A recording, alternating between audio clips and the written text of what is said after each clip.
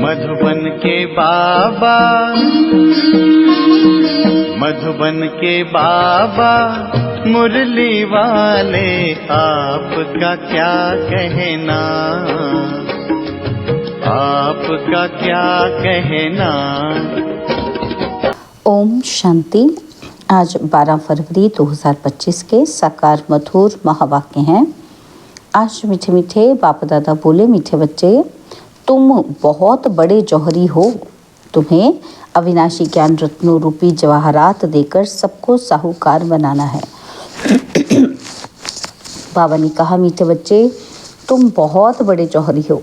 तुम्हें अविनाशी ज्ञान रत्नों रूपी जवाहरात देकर सबको साहूकार बनाना है। बाबा ने आज प्रश्न पूछा कि अपने जीवन को हीरे जैसा बनाने के लिए किस बात की बहुत बहुत संभाल चाहिए।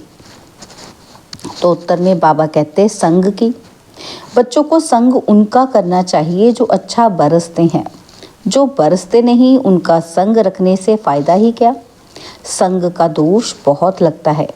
कोई किसके संग से हीरे जैसा बन जाते हैं और फिर कोई किसी के संग से ठिक्कर बन जाते हैं। जो ज्ञानवान होंगे वह आप समान जरूर बनाएंगे, संग से अपनी संभाल रखेंगे। ओम शांति। मीठे मीठे रूहानी बच्चों को सारी सृष्टि, सारा ड्रामा अच्छी रीति बुद्धि में याद है। कॉन्ट्रास्ट भी बुद्धि में है। यह सारा बुद्धि में पक्का रहना चाहिए कि सतयुग में सब श्रेष्ठाचारी, निर्विकारी, पावन, सॉल्वेंट थे। अभी तो दुनिया भ्रष्टाचारी, विकारी, पतित और इनसॉल्वेंट है। अभी तुम बच्चे संगम युग पर हो। तुम उस पार जा रहे हो। जैसे नदी और सागर का जहाँ मेल होता है, उनको संगम कहते हैं। एक तरफ मीठा पानी और एक तरफ खारा पानी होता है। अब यह भी है संगम। तुम जानते हो कि बरोबर सतयुग में लक्ष्मी नारायण का राज्य था, फिर ऐसे चक्र फिरा और अभी है संगम। कलयुग के अंत में सब दुखी हैं, इसको जंगल कहा जाता है। सत्य को बगीचा कहा जाता है। अभी तुम कांटों से फूल बन रहे हो। यह स्मृति तुम बच्चों को होनी चाहिए। हम बेहद के बाप से वर्षा ले रहे हैं, यह बुद्धि में याद रखना है। 84 जन्मों की कहानी तो बिल्कुल कॉमन है। समझते हो कि अब 84 जन्म पूरे हुए। तुम्हारी बुद्धि में तरावट है कि हम अभी सत्युगी बगीचे में जा रहे हैं। अब हमारा जन्म इस मृत्युलोक में नहीं होगा, हमारा जन्म होगा अमर लोक में। शिव बाबा को अमरनाथ भी कहते हैं। वह हमको अमर कहानी सुना रहे हैं और वहाँ हम शरीर में होते भी अमर रहेंगे। अपनी खुशी से टाइम पर शरीर छोड़ेंगे। उसको मृत्युलोक नहीं कहा जाता। तुम किसी को भी समझाएंगे तो समझेंगे कि बरोबर इनमें तो पूरा ज्ञान है। सृष्टि का आदि और अंत तो है ना। छोटा बच्चा भी जवान और वृद्ध होता है और फिर अंत आ जाता है, फिर बच्चा बनता है। सृष्टि भी नई बनती है, फिर क्वार्टर पुरानी और आधी पुरानी, फिर सारी पुरानी होती है और फिर नई होगी। ये सब बातें और कोई एक दो को सुना नहीं सकते। ऐसी चर्चा कोई कर ही नहीं सकते सिवाय तुम ब्राह्मणों के, और कोई को रूहानी नॉलेज मिल ना सके। ब्राह्मण वर्ण में आए तब सुने। सिर्फ ब्राह्मण ही जाने, ब्राह्मणों में भी नंबरवार हैं। कोई यथार्थ रीति सुना सकते हैं, कोई नहीं सुना सकते हैं, तो उनको कुछ मिलता ही नहीं है। जौहरियों में भी देखेंगे कि कोई के पास तो करोड़ों का माल रहता है और कोई के पास तो 10,000 का भी माल नहीं होगा। तो बाबा कहते तुम्हारे में भी ऐसे हैं। जैसे देखो, यह जनक है, ये अच्छा जौहरी है। इनके पास वैल्यूएबल जवाहरात हैं, किसी को देकर अच्छा साहूकार बना सकती है। कोई छोटा जौहरी है, जास्ती दे नहीं सकते, तो उनका पद भी कम हो जाता है। तुम सब जौहरी हो। यह अविनाशी ज्ञान रत्नों के जवाहरात हैं। जिसके पास अच्छे रत्न होंगे वह साहूकार बनेंगे, औरों को भी बनाएंगे। ऐसे तो नहीं कि सब अच्छे जौहरी होंगे। अच्छे अच्छे जौहरी बड़े बड़े सेंटर्स पर भेज देते हैं। बड़े आदमियों को अच्छी जवाहरात दी जाती है। बाबा कहते बड़े बड़े दुकानों पर एक्सपर्ट्स रहते हैं। बाबा को भी कहा जाता है सौदागर, रत्नाकर। रत्नों का सौदा करते हैं, फिर जादूगर भी है, क्योंकि उनके पास ही दिव्य दृष्टि की चाबी है। कोई नौदा भक्ति करते हैं तो उनको साक्षात्कार हो जाता है। यहाँ वह बात नहीं है, यहाँ तो अनायास घर बैठे भी बहुतों को साक्षात्कार होता है। दिन प्रतिदिन सहज होता जाएगा। कईयों को ब्रह्मा का और श्री कृष्ण का भी साक्षात्कार होता है। उनको कहते हैं ब्रह्मा के पास जाओ, जाकर उनके पास प्रिंस बनने की पढ़ाई पढ़ो। यह पवित्र प्रिंस प्रिंसेस चले आते हैं ना। प्रिंस को पवित्र भी कह सकते हैं, पवित्रता से जन्म होता है ना। पतित को भ्रष्टाचारी कहेंगे, पतित से पावन बनना है, यह बुद्धि में रहना चाहिए। जो किसी को समझा भी सको। मनुष्य समझते हैं ये तो बड़े सेंसिबल हैं। बोलो, हमारे पास कोई शास्त्रों आदि की नॉलेज नहीं है, यह है रूहानी नॉलेज जो रूहानी बाप समझाते हैं। यह है त्रिमूर्ति ब्रह्मा विष्णु शंकर, यह भी रचना है। रचयिता एक बाप है, वह होते हैं हद के क्रिएटर, और यह है बेहद का बाप, बेहद का क्रिएटर। बाप बैठ पढ़ाते हैं, मेहनत करनी होती है। बाप गुलगुल बनाते हैं, तुम हो ईश्वरीय कुल के, तुमको बाप पवित्र बनाते हैं। फिर अगर पवित्र बनते हैं तो कुल कलंकित बनते हैं। बाबा कहते हैं अगर अपवित्र बनते हैं तो कुल कलंकित बनते हैं। बाप तो जानते हैं ना। और फिर धर्मराज द्वारा बहुत सज़ा दिलाएंगे। बाप के साथ धर्मराज भी है। धर्मराज की ड्यूटी भी अभी पूरी होती है, सत्युग में तो होगी ही नहीं। फिर शुरू होती है द्वापर से। बाप बैठ कर्म, अकर्म और विकर्म की गति समझाते हैं। कहते हैं ना कि इसने आगे जन्म में ऐसे कर्म किए हैं जिसकी यह भोगना है। सत्युग में ऐसे नहीं कहेंगे, बुरे कर्मों का वहाँ नाम ही नहीं होता। यहाँ तो अच्छे और बुरे दोनों हैं, सुख दुख दोनों हैं, परंतु सुख बहुत थोड़ा है, और वहाँ फिर दुख का नाम नहीं। सत्युग में दुख कहाँ से आया? तुम बाप से नई दुनिया का वर्षा लेते हो।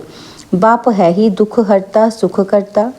दुख कब से शुरू होता है यह भी तुम जानते हो। शास्त्रों में तो कल्प की आयु ही लंबी चौड़ी लिख दी है। अभी तुम जानते हो आधा कल्प के लिए हमारे दुख हर आएंगे और हम सुख पाएंगे। यह सृष्टि का चक्र कैसे फिरता है इस पर समझाना बड़ा सहज है। ये सब बातें तुम्हारे सिवाय और कोई की बुद्धि में हो ही न सके। लाखों वर्ष कह देने से सब बातें बुद्धि से निकल जाती हैं। अभी तुम जानते हो यह चक्र 5000 वर्ष का है। कल की बात है ना, जबकि इन सूर्यवंशी चंद्रवंशियों का राज्य था। कहते भी हैं ब्राह्मणों का दिन, ऐसे नहीं कि शिव बाबा का दिन कहेंगे। ब्राह्मणों का दिन, फिर ब्राह्मणों की रात। ब्राह्मण फिर भक्ति मार्ग में भी चले आते हैं। अभी है संगम, ना दिन है ना रात है। तुम जानते हो हम ब्राह्मण फिर देवता बनेंगे और फिर त्रेता में क्षत्रिय बनेंगे। यह तो बुद्धि में पक्का याद कर लो। इन बातों को और कोई नहीं जानते हैं। वह तो कहेंगे शास्त्रों में इतनी आयु लिखी है, तुमने फिर ये हिसाब कहाँ से लाया है? यह अनादि ड्रामा बना बनाया है, ये कोई नहीं जानते। तुम बच्चों की बुद्धि में है कि आधा कल्प है सत्युग, त्रेता, और फिर आधा से भक्ति शुरू होती है। वह हो जाता है त्रेता और द्वापर का संगम। द्वापर में यह शास्त्र आदि आहिस्ते आहिस्ते बनते हैं। भक्ति मार्ग की सामग्री बड़ी लंबी चौड़ी है। जैसे झाड़ कितना लंबा चौड़ा है, इसका बीज है बाबा। यह उल्टा झाड़ है। पहले पहले आदि सनातन देवी देवता धर्म है। यह बातें जो बाप सुनाते हैं यह है बिल्कुल नई। इन देवी देवता धर्म के स्थापक को कोई नहीं जानते। श्री कृष्ण तो बच्चा है, ज्ञान सुनाने वाला है बाप, तो बाप को उड़ाए बच्चे का नाम डाल दिया है। श्री कृष्ण के ही चरित्र आदि बैठ दिखाए हैं। बाप कहते हैं लीला कोई श्री कृष्ण की नहीं है। गाते भी हैं हे प्रभु तेरी लीला अपरम अपार है। लीला एक की ही होती है। शिव बाबा की बड़ी महिमा न्यारी है। वह तो है सदा पावन रहने वाला, परंतु वह पावन शरीर में तो आ न सके। उनको बुलाते ही हैं पतित दुनिया को आकर पावन बनाओ। तो बाप कहते हैं मुझे भी पतित दुनिया में आना पड़ता है, इनके बहुत जन्मों के अंत में आकर प्रवेश करता हूँ। तो बाप कहते हैं मुख्य बात अल्फ को याद करो, बाकी ये सारी है रेजगारी। वह सब तो धारण कर न सके, जो धारण कर सकते हैं उन्हों को समझाता हूँ। बाकी तो कह देता हूँ मन मना भव, नंबरवार बुद्धि तो होती है ना। बादल कोई तो खूब बरसते हैं, कोई थोड़ा बरस कर चले जाते हैं। तुम भी बादल हो ना, कोई तो बिल्कुल बरसते ही नहीं है। ज्ञान को खींचने की ताकत ही नहीं है। मम्मा बाबा अच्छे बादल है ना, बच्चों को संग उनका करना चाहिए जो अच्छा बरसते हैं। जो बरसते ही नहीं उनसे संग रखने से क्या होगा। संग का दोष भी बहुत लगता है। कोई तो किसके संग से हीरे जैसा बन जाते और कोई फिर किसी के संग से ठिक्कर बन जाते हैं। पीठ पकड़नी चाहिए अच्छे की। जो ज्ञानवान होगा वह आप समान फूल बनाएगा। सत्य बाप से जो ज्ञानवान और योगी बने हैं उनका संग करना चाहिए। ऐसे नहीं समझना है कि हम फलाने का पूंछ पकड़कर पार हो जाएंगे। ऐसे बहुत कहते हैं, परंतु यहाँ तो ये बात ही नहीं। स्टूडेंट किसकी पूंछ पकड़ने से पास हो जाएंगे क्या? पढ़ना पड़े ना, तो बाप भी आकर नॉलेज देते हैं। इस समय वह जानते हैं कि हमको ज्ञान देना है। भक्ति मार्ग में उनकी बुद्धि में ये बातें नहीं रहती कि हमको ज्ञान देना है। ये सब ड्रामा में नूंद है। बाबा कुछ करते नहीं हैं। ड्रामा में दिव्य दृष्टि मिलने का पाठ है तो साक्षात्कार हो जाता है। बाप कहते हैं ऐसे नहीं कि मैं बैठ साक्षात्कार कराता हूँ, यह ड्रामा में नूंद है। अगर कोई देवी का साक्षात्कार करना चाहते हैं, देवी तो नहीं कराएगी ना। कहते हैं हे भगवान हमको साक्षात्कार कराओ। बाप कहते हैं ड्रामा में नूंद होगा तो हो जाएगा, मैं भी ड्रामा में बांधा हुआ हूँ। बाबा कहते हैं मैं इस सृष्टि में आया हूँ, इनके मुख से मैं बोल रहा हूँ, इनकी आंखों से तुमको देख रहा हूँ। अगर ये शरीर ना हो तो देख कैसे सकूँगा। पतित दुनिया में ही मुझे आना पड़ता है। स्वर्ग में तो मुझे बुलाते ही नहीं हैं, मुझे बुलाते ही संगम पर है।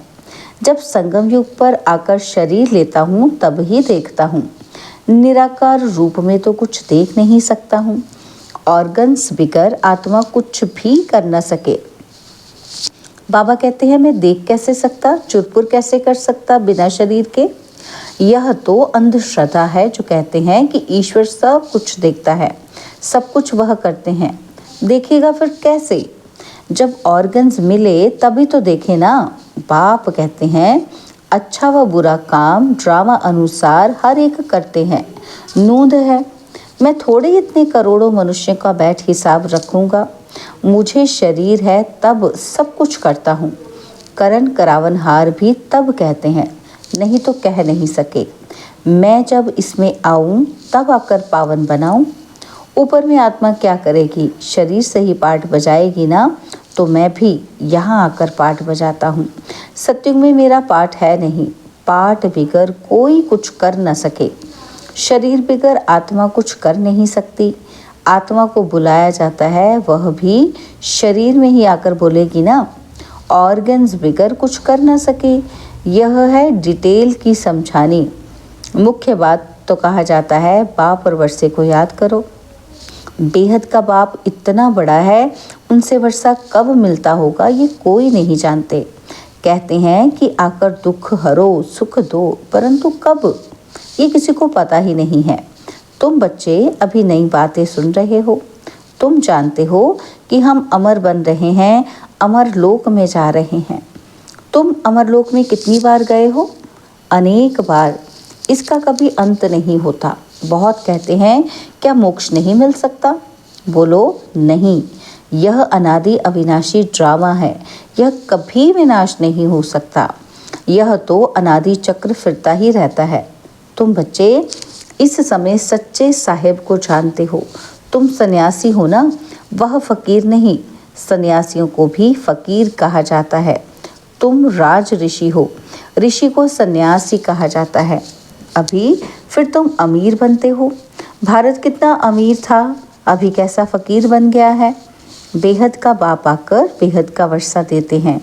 गीत भी है कि बाबा आप जो देते हो सो कोई दे ना सके। आप हमको विश्व का मालिक बनाते हो जिसको कोई लूट ना सके। ऐसे ऐसे गीत बनाने वाले अर्थ नहीं सोचते। तुम जानते हो वहाँ पार्टीशन आदि कुछ नहीं होगी। और यहाँ तो कितनी पार्टीशन है। वहाँ आकाश धरती सारी तुम्हारी रहती है। तो इतनी खुशी बच्चों को रहनी चाहिए ना। हमेशा समझो कि शिव बाबा सुनाते हैं, क्योंकि वो कभी हॉलीडे ही नहीं लेते, कभी बीमार नहीं होते। याद शिव बाबा की ही रहनी चाहिए। इनको कहा जाता है निरहंकारी। मैं ये करता हूँ, मैं ये करता हूँ, ये अहंकार नहीं आना चाहिए। सर्विस करना तो फ़र्ज़ है, इसमें अहंकार नहीं आना चाहिए। अहंकार आया और गिरा। सर्विस करते रहो, यह है रूहानी सेवा। बाकी सब है जिस्मानी। अच्छा, मीठे मीठे सिकिलते बच्चों प्रति माता पिता बाप दादा का याद प्यार और गुड मॉर्निंग। रूहानी बाप की रूहानी बच्चों को नमस्ते। हम रूहानी बच्चों की रूहानी बाप दादाजी को दिलवाजान सिकवा प्रेम से नमस्ते। ओम शांति। प्यारे बाबा, मीठे बाबा, मेरे बाबा, शुक्रिया बाबा, शुक्रिया बाबा, शुक्रिया। धारणा के लिए मुख्य सार है। पहला पॉइंट है, बाप जो पढ़ाते हैं उनका रिटर्न गुलगुल बनकर दिखाना है, माना फूल बनकर दिखाना है। मेहनत करनी है, कभी भी ईश्वरी कुल का नाम बदनाम नहीं करना है। जो ज्ञानवान और योगी हैं उनका ही संग करना है। और सेकंड पॉइंट है, मैंपन का त्याग कर निरहंकारी बन रूहानी सेवा करनी है। इसे अपना फर्ज समझना है, अहंकार में नहीं आना है। बाबा ने आज वरदान दिया, व्यर्थ को भी शुभ भाव और श्रेष्ठ भावना द्वारा परिवर्तन करने वाले सच्चे मर जीवा भव। व्यर्थ को भी शुभ भाव और श्रेष्ठ भावना द्वारा परिवर्तन करने वाले सच्चे मर जीवा भव। बाप दादा की श्रीमत है, बच्चे व्यर्थ बातें न सुनो, न सुनाओ और न सोचो। सदा शुभ भावना से सोचो, शुभ बोल बोलो। व्यर्थ को भी शुभ भाव से सुनो, शुभ चिंतक बन बोल के भाव को परिवर्तन कर दो। सदा भाव और भावना श्रेष्ठ रखो। स्वयं को परिवर्तन करो, ना कि अन्य के परिवर्तन का सोचो। स्व का परिवर्तन ही अन्य का परिवर्तन है। इसमें पहले मैं इस मर जीवा बनने में ही मज़ा है। इसी को ही महाबली कहा जाता है। इसमें खुशी से मरो, ये मरना ही जीना है। यही सच्चा जीवदान है। स्लोगन है, संकल्पों की एकाग्रता श्रेष्ठ परिवर्तन में फास्ट गति ले आती है। संकल्पों की एकाग्रता श्रेष्ठ परिवर्तन में फास्ट गति ले आती है। ओम शांति। अव्यक्त इशारे। बाप दादा ने कहा, एकांत प्रिय बनो, एकता और एकाग्रता को अपनाओ। तो जैसे संगठन की शक्ति जो चाहे वो कर सकती है, संगठन की शक्ति का यादगार है 5 पांडव। एकता की शक्ति, हाँ जी विचार दिया, फिर एकता के बंधन में बंध गए। एकता की शक्ति क्या है? हाँ जी का पाठ। तो बाबा कहते विचार दिया, फिर एकता के बंधन में बंध गए। यही एकता सफलता का साधन है। ओम शांति।